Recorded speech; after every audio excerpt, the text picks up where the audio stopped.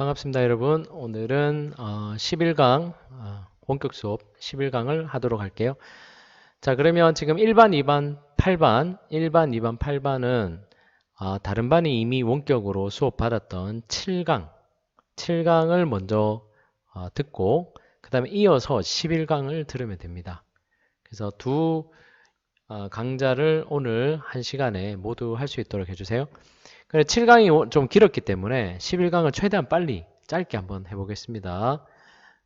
시험 범위에 들어가고 학습지 검사 다 포함되니까 잘 듣고 잘 기록해주세요. 자, 그러면 영상을 하나 보고 오면 됩니다.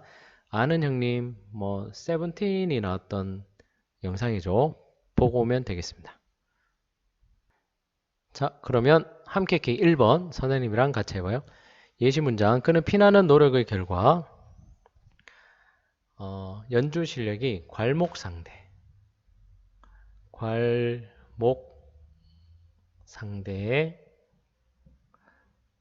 할 수 있었다. 무슨 말입니까? 뭔가 연주 실력이 크게 향상됐다라는 의미로 쓰는 말인 거죠. 자, 그러면 그럼 영상에서는 보면 퍼포먼스까지 괄목할 성적을 거두며 뭐 누굽니까? 누구죠? 이수건이 그때 1등을 했었다. 뭐 이런 얘기를 하고 있습니다. 한자로 한번 적어볼까요? 괄목상대.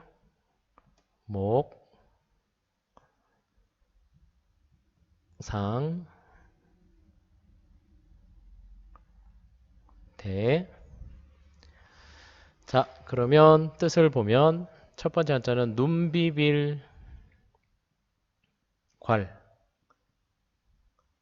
눈을 비빈다. 사람 눈 할 때 눈입니다. 그 다음에 눈목.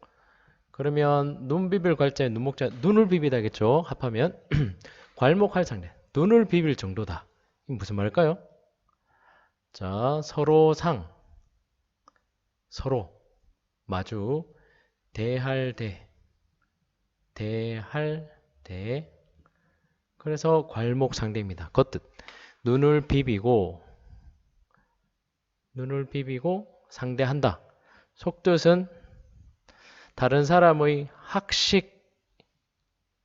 학식이나 재주가 어떤 그 사람이 가지고 있는 재주나 어떤 능력치가 성장되는 거죠. 그게 조금이 아니라 놀랄 만큼 부쩍 늘었을 때 괄목상대할 만하다. 이렇게 얘기합니다. 그러면 이수근도 뛰어난 능력을 보여줬단 말이겠죠. 자, 그러면 어떤 유래가 있어서 이런 성어가 만들어졌는지 한번 보도록 하겠습니다. 여기 괄목이라는 단어도 한번 보면 되겠습니다. 삼국시대라고 하면 중국의 위초고 삼국시대입니다. 손권이 부하 장수 여몽을 데리고 있었는데 손권의 부하 여몽이라는 사람이 장수로서는 뛰어났던 거죠. 전투를 잘하고 잘 싸우는데 단지 이제 학식이 좀 부족해서 병법을 읽지 못하는 거예요.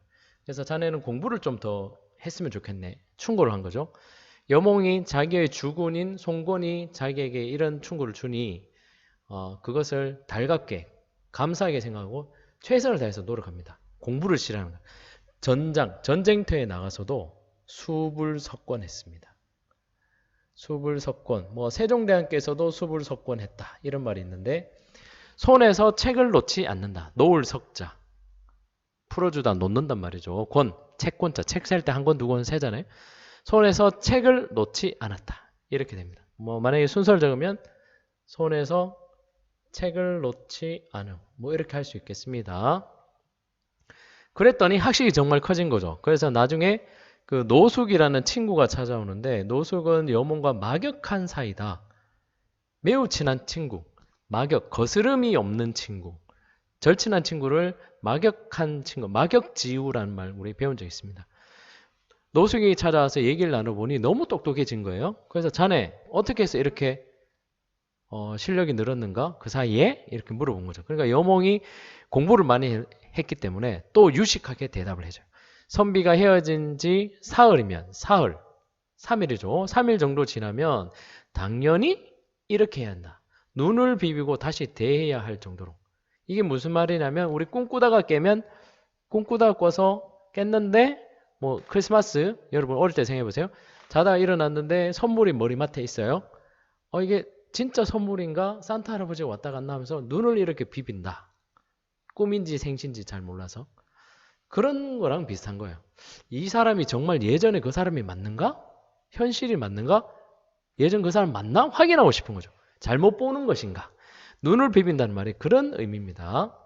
그래서 영화나 드라마 뭐 이런 데서 보는 장면을 떠올리면 됩니다. 눈을 비비고 다시 대해야 된다. 자네가 예전에 그 사람이 맞는가? 그 정도로 달라져 있어야 하는 법이라네 라고 유식하게 대답을 하더라는 거죠. 그래서 여몽이 그렇게 노력한 다음에 똑똑한 사람이 됐다. 그래서 괄목상대라는 말, 수불석권, 막역 이런 단어들이 이 유래에 주 포함이 되네요. 자, 함께 이렇게 2번 바로 가겠습니다. 자, 함께 이렇게 2번은 리사가 태국 사람이죠. 한국어 실력이 예전에 선생님이 아는 형님 나왔을 때도 그때보다 훨씬 말을 잘하는 거야. 우리나라 말을. 그래서 여기 자막에 보면 뭐라고 나왔습니까? 여기 일치월장 글씨가 좀 작은데 그래서 예시문장처럼 제대로 마음을 먹고 전념하니 실력이 일치월장. 그래서 마음 먹고 여러분 진짜 마음 먹고 정말 미친 듯이 다른 사람 눈치 보지 않고 해본 일이 있느냐? 있어요? 선생님도 이제 임용시험 선생님 되기 위해서 공부할 때 뭐 하루에 열 몇 시간씩 공부를 한 적이 있습니다. 뭐 미친 것 같지는 않지만 그땐 정말 열심히 공부했다는 생각이 들어요. 그렇게 하면 실력이 늘어나는 거는 당연하겠죠. 무슨 일을 하건 자기가 좀 부족한 일이 있어도 그렇게 한번 해보면 좋을 것 같아요. 왜냐면 여러분도 일치월장 할 수 있기 때문에. 자, 그러면 한자를 한번 써봅시다.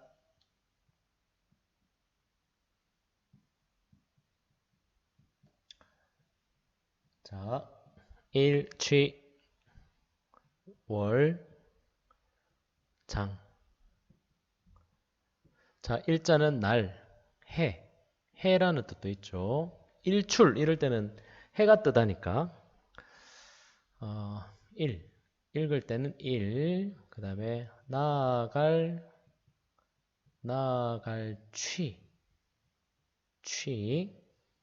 달, 월. 그죠? 그 다음에 장은 원래 기본 뜻은 장수입니다. 장수. 장군할 때 장수장자인데 이게 뭐 발전하다 이것도 나아가다 나아갈 장이라고 할 수 있어요. 여기서 나아간다는 말은 좋아진다, 발전한다, 성장한다 이런 의미. 긍정적으로 변화되는 걸 얘기할 때 쓰는 거죠. 겉뜻 날로 나아가고 달로 자라남. 자, 속뜻 봅시다. 속뜻 나날이 다달이 1월이었으니까 날로 달로 이 말. 자라거나 성장함. 또 어떤 단어가 있을 수 있을까요? 향상됨. 하여튼 좋아진다는 말로 하면 됩니다. 발전함 이런 단어들이 들어가면 어울립니다. 자, 여러분도 지금 1년 동안 보냈는데 꾸준히 노력하면 반드시 성장하게끔 되어 있는 게 이 공부이기 때문에 포기하지 않고 열심히 한번 계속 해보세요. 자, 그러면 이제 D페이지 넘어가겠습니다. D페이지 넘어가서 오늘의 성어 해볼게요. 자, 오늘의 성어 1번 넓적다리 팔뚝과 같은. 넓적다리라고 할 때는 넓적다리 곧자가 있습니다. 여기 골반이랑 넓적 허벅지 만나는 관절 고관절 이런 말 쓰죠. 넓적다리 곧자에 팔뚝은 괭이라는. 자, 여기 지금 잘 안 써져서 다시 한번 써볼게요. 자, 괭.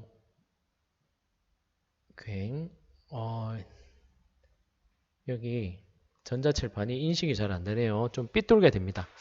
아무튼 고괭지신.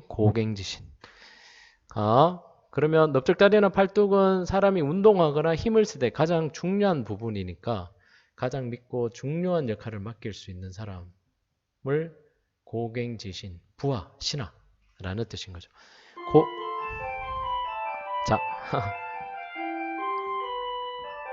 계속할게요. 자, 이거는 원래 속담이 있는데 속담이 뭡니까? 속담은 손뼉도 지금 이게 손뼉도 마주쳐야 뭐한다? 소리가 난다라는 속담이 있죠. 그 속담을 한역 속담이에요. 그 한역한 속담을 다시 직역하니까 외손뼉은 울기 어렵답니다. 고장남명, 외로울 고자 손바닥 장자, 난 어려울 난 울명, 외로운 손바닥, 외손뼉 하나, 그죠? 외손뼉은 울리기 어렵다, 울기 어렵다. 그래서 손뼉은 이렇게 마주쳐야 소리가 나는데 한 손만으로는 안 되는 것처럼 일이라는 것은 모름지기 어때야 한다? 혼자만의 힘만으로는 이루기 어렵다라고 할 때 고장난명을 쓰면 됩니다. 자, 3번 권모술수는 약간 부정적인 말인 거죠. 티조란 꽤, 뭐 속임수라는 뜻입니다. 주로 이제 어떤 권력을 가지고 있는 사람이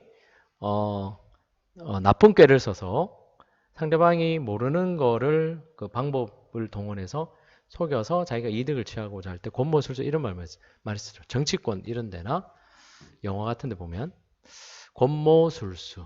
자, 4번은 기우입니다. 기우.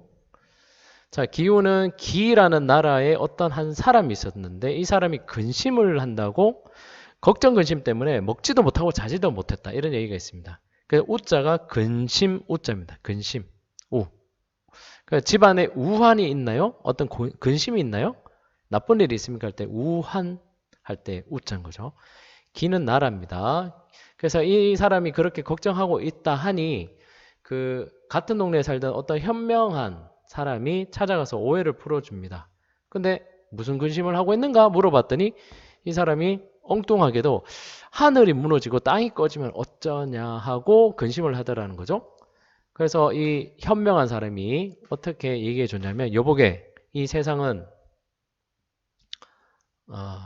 기로 가득 차 있기 때문에 기로 가득 차 있기 때문에 그런 일은 쉽사리 일어나지 않는다네. 이렇게 얘기해 줬습니다.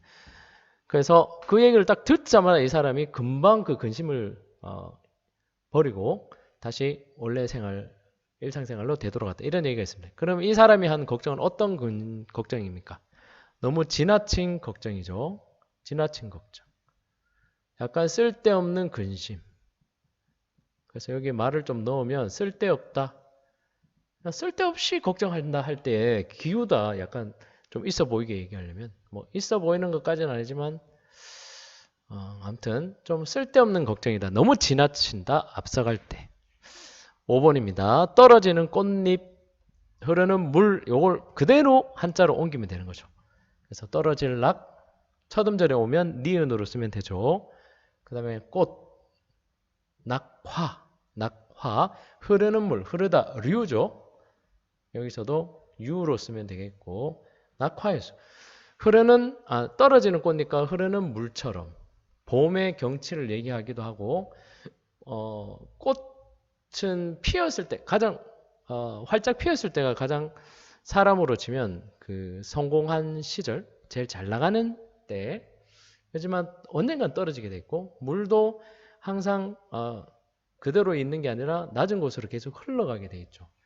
영화로운 것과 쇠락함은 이제 어쩔 수 없다. 누구나 낙하유수의 그 시대의 변화에 따를 수밖에 없다. 뭐 그런 거를 얘기한다고 보면 되겠습니다. 문장으로 맞춰봅시다. 1번.